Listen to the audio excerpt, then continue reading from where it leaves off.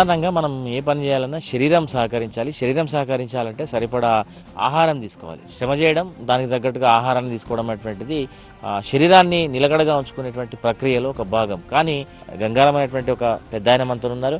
దాదాపు 50 సంవత్సరాలుగా ఎట్లాంటి ఆహారం లేకుండా తన జీవితాన్ని కొనసాగిస్తున్నారు. కేవలం పళ్ళు, మంచినీరు, పాలను సేవిస్తూ గత 50 ఏళ్ళుగా ఆయన కేవలం ద్రవ పదార్థాలు తీసుకుంటూ శరీరాన్ని కాపాడుకోవడం, చాలా హెల్దీగా, అది కూడా శరీరాన్ని కాపాడుకోవడం, చాలా ఆరోగ్యవంతంగా కాపాడుకునేటువంటి ఒక ప్రక్రియను ఆయన చేపట్టింది. చాలా మందికి ఆయన ఆదర్శంగా ఉంది.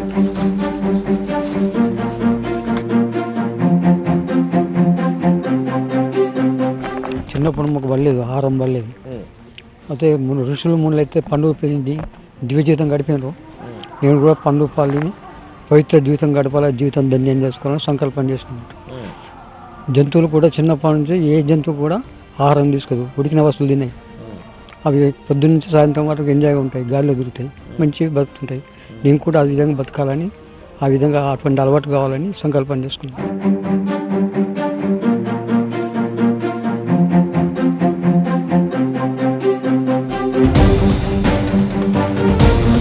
ఏ వయసులో ఇది స్టార్ట్ అయిందంటే, ఏ వయసులో ఉన్నప్పుడు ఇండైజెషన్ ప్రాబ్లమ్స్ వచ్చినాయి? ఎప్పుడు స్టార్ట్ చేశారు? 1971 స్టార్ట్ అయింది. ఇప్పుడు నాకు 80 వయసు సంవత్సరం. అర్థం చేసుకోండి, 71 అంటే అప్పుడు అంటే 50 సంవత్సరం. సో అంటే మొదట్లో ఏదైనా కడుపు నొప్పి లాంటిది, అరగకపోవడం అట్లాంటి ఏమైనా సమస్యలు వచ్చినాయి? జీర్ణ వ్యవస్థకు సంబంధించిన సరే జీర్ణం కాదు, అన్నం జీర్ణం కాదు.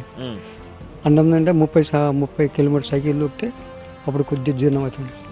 టీచర్గా ఉండి నేను అంతా పని చేయాలని కష్టం అవుతాయని కేవలం పనులు తింటే సులభంగా అరుగుతాయి, సాత్వికారం, మంచి బుద్ధి కుడుతుంది, మంచి జ్ఞానం కలుగుతుంది, ధ్యానం కలుగుతాయని ఆలోచన వచ్చింది.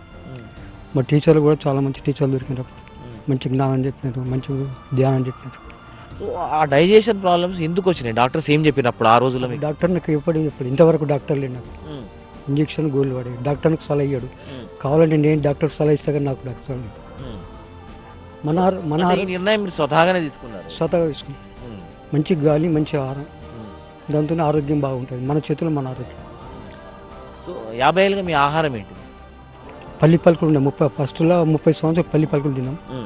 తర్వాత 30 ఏళ్ళ నుంచి మళ్ళీ పండ్లు స్టార్ట్ చేసినాం. ఇప్పుడు 20 నుంచి పండ్లు తింటున్నాం.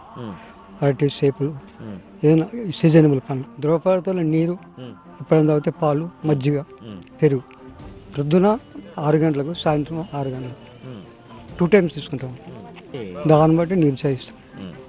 నీరు కూడా తక్కువ తాగుతాం, ఎక్కువ తాగం. ఎట్లా మీరు అన్ని పనులు యాక్టివ్గా చేసుకోగలుగుతారా? యాక్టివ్ చేసుకుంటాం.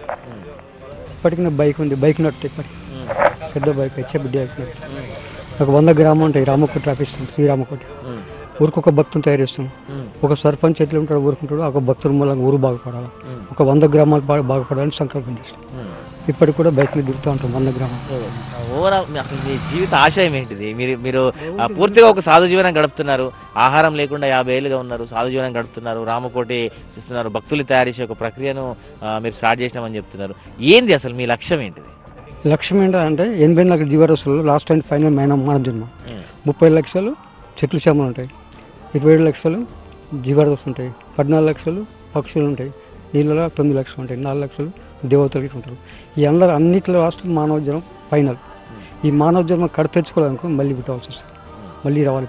అటువంటివి రావద్దు. లాస్ట్గా ఫైనల్గా జీవితం కడ తెచ్చుకోవాలి, ధన్యం కావాలని సంకల్పం చేయడం జరిగింది.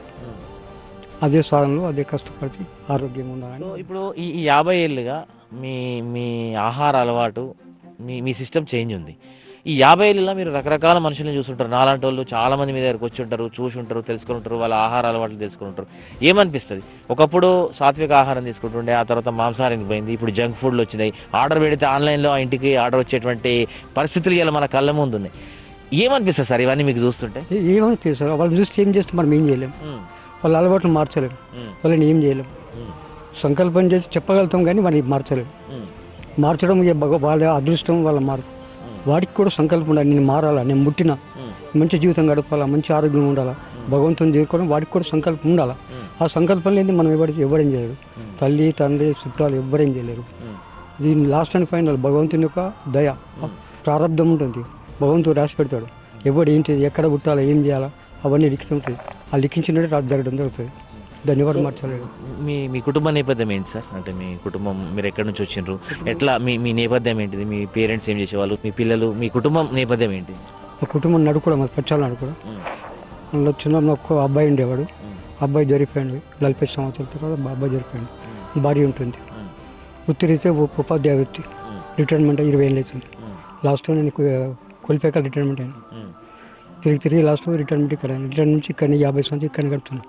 ఇక్కడ వాతావరణం బాగుంటుంది, గాలి బాగుంటుంది, ధ్యాన మార్గం బాగుంటుంది అని చెప్పి ఇక్కడ డిసైడ్ చేసుకున్నాం ఇక్కడ ఉండాలా. సో ఇప్పుడు మీ దినచర్య ఏంటి సార్? రోజువారీ మీ దినచర్య ఏంటి? ధ్యాన మార్గం స్వామి. పొద్దున్న ధ్యానం, ఎప్పుడూ ధ్యాన మార్గమే, ఇంకా వేరే ఏం లేదు. సో 50 ఏళ్ళుగా ఆహారం లేకుండా ఉంటూ కేవలం పళ్ళు నీళ్లు తీసుకొని 50 ఏళ్ళుగా మీరు చాలా యాక్టివ్గా ఉన్నారు, బైక్ కూడా నడుపుతున్నా అని చెప్తున్నారు. దీంతోపాటు కొంత ఆధ్యాత్మిక చింతన కూడా చేస్తారు. ఏం చెప్తారు సార్ ఇప్పుడు ఈ సమాజానికి? ఏం చెప్తారు? పిల్లలకి ఏం చెప్తారు? యూత్కి ఏం చెప్తారు? సమాజానికి ఏం చెప్పదలుచుకున్నారు? లాస్ట్ ఫైనల్ చెప్తున్నా, మానవ జన్మ ధన్యం చేసుకోవాలని లాస్ట్ అండ్ ఫైనల్ చెప్తున్నా. ఈ జన్మ కడతేరకు మళ్ళీ వెళ్ళవలసి వస్తుంది. కాబట్టి ప్రయత్నం చేసి ఏదో రూపంలో భగవంతుని చేరుకోవాలా, ధ్యాన మార్గం పట్టాలా, గురువుని సంపాదించాలా, మంచి మార్గం తెలుసుకోవాలా, ధ్యానం చేయాలా, జీవితం ధన్యం చేసుకోవాలని చెప్తున్నాను. అంతకంటే వేరే మార్గం లేదు. 50 ఏళ్ళలో నిన్నడు ఒక వైద్యుడు అవసరం పడలేదు. డాక్టర్ కానీ వైద్యుడు కానీ గోళీ కానీ ఇంజక్షన్ టానిక్ లేదు. ఇంతవరకు పుచ్చుకోలేదు. నాకు అవసరం కూడా లేదు. ప్రాణమైన డాక్టర్కి సలహా ఇస్తాను నేను, కానీ నాకు డాక్టర్ సలహా అయిపోయింది. అంత గట్టి మన చేతిలో మన ఆరోగ్యం అంతే. ఆ టైప్లో నేను నిర్ణయం తీసుకున్నాను. అంటే ఇప్పుడు మీరు ఆధ్యాత్మిక చింతన ప్రధాన లక్ష్యంగా ఇప్పుడు మీరు ఈ సిస్టమ్ కంటిన్యూ అవుతున్నారా, లేకపోతే ఆధ్యాత్మిక చింతనతో కంటిన్యూ అవుతున్నారా? ఇప్పుడు ఏ సిస్టమ్, ధ్యాన మార్గం సిస్టమ్ కంటిన్యూ చేసుకుంటున్నాను. ఆధ్యాత్మిక బుక్స్ ఇంత ముందు చదువుతుంటే ఇప్పుడు బుక్స్ చదువుతున్నాను. తక్కువైంది కళ్ళు సరే కనిపించే కాబట్టి బుక్స్ చదువుతున్నాను. ఎక్కువ ధ్యానం చేసుకుంటాను, ధ్యాన మార్గంలో వెళ్తున్నాను. మాలాంటి వాళ్ళకైతే 50 ఏళ్ళుగా మీరు ఇట్లా ఆహారం తీసుకోకుండా చాలా గొప్పగా అనిపిస్తుంది సార్. మీకు ఎట్లా అనిపిస్తుంది? 50 ఏళ్ళుగా మీరు ఏం తినకుండా ఉన్నారు, అసలు అన్నం అంటే తెలియదు అంటే మీరు మీకు ఎట్లా అనిపిస్తుంటుంది సార్? ఏమనిపిస్తుంది? ప్రయత్నం చేస్తే ప్రతి ఒక్కరికి సాధ్యం. ఇప్పుడు ఈ జంతువులకు ఎవడు చెప్పింది వాళ్ళకు? అంత ప్రతి 80 జీవరాశులు ఎన్నో జంతువులు ఉన్నాయి. ఒక్క జంతువు ఇంతవరకు అనారోగ్యం లేదు. మరి మానవుడు ఎందుకు వాడికి జానడు బొత్తు ఉంటుంది, వాడికి అంత అయినా కానీ వాడికి ఏం ఆరోగ్యం లేదు. అంటే ఎటువంటి వస్తువులు తినేవి, మంచి గాలి తీసుకుంటాయి, మంచి ఆహారం, ఇవి ధ్యాన గింజలు తీసుకుంటాయి, మంచి ఆహారం తీసుకుంటాయి కాబట్టి మంచిగా ఉంటాయి, యాక్టివ్ ఉంటాయి. అంతే మనం కూడా అటువంటి అలవాట్లు తీసుకుంటే మనం కూడా యాక్టివ్ ఉంటాం. ఎటువంటి అనారోగ్యం పాలన మన చేతిలో మన ఆరోగ్యం సంపాదించుకుంటే మంచి అలవాటు చేసుకుంటే మంచిగా బతకమని ఆలోచన ఉంటాయి. ఎట్లా ఉంటుంది సార్ ఈ ప్రకృతి? మీరు ఇక్కడే ఉంటారు, చెట్ల మధ్యలో కలుపుతుంటారు, మీకు ఎట్లా అనిపిస్తుంది? చాలా బాగుంటుంది సార్ వాతావరణం. చాలా ఎంజాయ్ ఉంటుంది, వాతావరణం ఉంటుంది, మంచి గాలి ఉంటుంది, ఆక్సిజన్ ఫుల్ వస్తుంది. డాక్టర్ దగ్గర పోతే వాడు ఆక్సిజన్ పెడతారు, ఎన్నో ఖర్చులు పడుతుంది. ఇక్కడ ఉన్న ఆక్సిజన్ వేరు, అక్కడ ఆక్సిజన్, ఇక్కడ ఫుల్ ఆక్సిజన్ ఉంటుంది. ఇక్కడ గాలి కూర్చుంటే ఎటువంటి అనారోగ్యం రాదు. ఎటువంటి అనారోగ్యం వచ్చేది కూర్చుని పెట్టినాడు, మంచి వేప చెట్లు, మంచి గాలి, మంచిగా ఆడు యాక్టివ్ అవుతాడు. కానీ ఇటువంటి వాతావరణం కూడా రారు, తట్టుకోలేరు అన్నట్టు. ఇళ్ళల్లో ఉండి ఎన్నో కష్టపడతారు, ప్రాణాలు పోగొట్టుకుంటారు, కానీ ప్రాణం అయితే ఇటువంటి వాతావరణం రావాలి, చెప్పినా కానీ మీరు రాళ్ళు. అటువంటి అలవాటు తయారు చేసుకున్నారు కాబట్టి వాళ్ళకి అనిపిస్తున్నాయి. మనం ఎవరు ఏం చేయలేదు, ఎవరి అలవాటు వాళ్ళకి ఉంటాయి. 27-28 సంవత్సరాల వయసులో, యుక్త వయసులో ఆహారాన్ని మానేసినటువంటి గంగారాం గత 50 ఏళ్ళుగా, అంటే 1971 సంవత్సరం నుంచి ఇప్పటి వరకు ఒక్కరోజు కూడా ఆహారం తీసుకోకుండా, ఒక్క పూట కూడా ఆహారం తీసుకోకుండా చాలా యాక్టివ్గా, చాలా ఉత్సాహంగా శరీరాన్ని నిలుపుకున్నారు. దాహం వేసిన ప్రతిసారి మంచినీరు, దాంతోపాటు సాయంకాలం వెళ్ళారు. ఉదయం 6 గంటలకు, సాయంకాలం 6 గంటలకి కొన్ని ఫ్రూట్స్ తీసుకొని 50 ఏళ్ళుగా ఆయన తన జీవితాన్ని కొనసాగిస్తున్నారు. 50 ఏళ్లలో ఆధ్యాత్మిక చింతన, ధ్యానం పైన దృష్టి పెట్టిండ్రు. భగవంతునికి దగ్గర అయ్యేందుకు ఆయన ప్రయత్నం చేశారు. ఆయనతో పాటు సమాజంలో కూడా అందరూ ఇట్లా ఆధ్యాత్మిక చింతన అలవరుచుకోవాలనేటువంటి విషయాన్ని ఆయన చెప్తున్నారు. ఏ మనిషి అయినా గట్టిగా మనసులో బలంగా కోరుకుంటే నెరవేర్చవచ్చు. అన్నం తినకుండా ఉండకపోవడం అనేటువంటిది, ఆహారం లేకుండా ఉండకపోవడం అనేటువంటిది పెద్ద సమస్యే కాదు.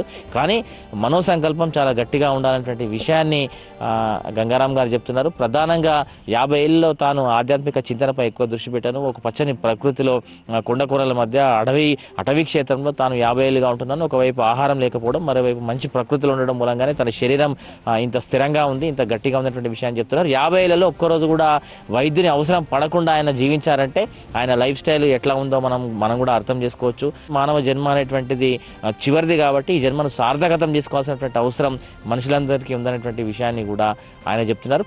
గంగారాం గారి జీవితం అయితే నేటి యువతకు ఆదర్శంగా ఉందనేటువంటి విషయం మనం చెప్పక తప్పదు.